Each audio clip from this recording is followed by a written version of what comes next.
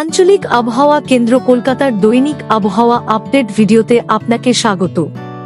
গত 24 ঘন্টায় পশ্চিমবঙ্গের বিভিন্ন স্থানে সর্বোচ্চ তাপমাত্রা এবং জেলা ভিত্তিক গড় বৃষ্টিপাত মানচিত্রে প্রদর্শিত হয়েছে। গতকাল সর্বোচ্চ তাপমাত্রা ছিল দক্ষিণবঙ্গের ঝাড়গ্রামে 37.8 ডিগ্রি সেলসিয়াস, উত্তরবঙ্গের বালুরঘাটে 32.5 ডিগ্রি সেলসিয়াস।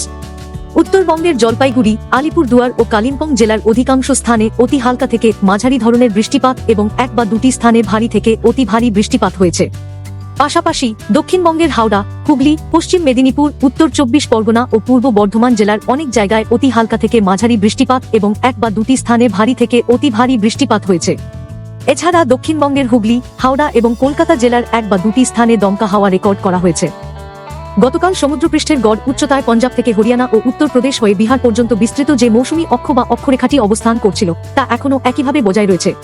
এছাড়া নিম্ন ট্রপোস্ফিয়ারে পশ্চিমা বায়ুর অক্ষরেখাটি যা সমুদ্রপৃষ্ঠের গড় উচ্চতা থেকে 1.5 কিলোমিটার উপরে 21 ডিগ্রি উত্তর অক্ষাংশের উত্তরে এবং প্রায় 87 ডিগ্রি পূর্ব দ্রাঘিমাংশ বরাবর অবস্থান করছিল, সেটিও অপরিবর্তিত রয়েছে।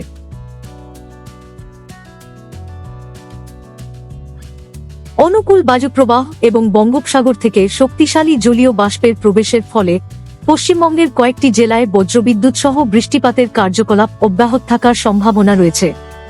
এর প্রভাবে উত্তরবঙ্গের কয়েকটি জেলায় ভারী থেকে অতি ভারী বৃষ্টিপাত এবং কোথাও কোথাও অত্যন্ত ভারী বৃষ্টিপাত হওয়ার সম্ভাবনা অত্যন্ত প্রবল। আগামী 7 দিনের আবহাওয়ার সতর্কতা মানচিত্রে প্রদর্শিত হল। ভারী বৃষ্টিপাত অথবা বজ্রসহ বৃষ্টির সময় নিরাপদ স্থানে আশ্রয় নিন।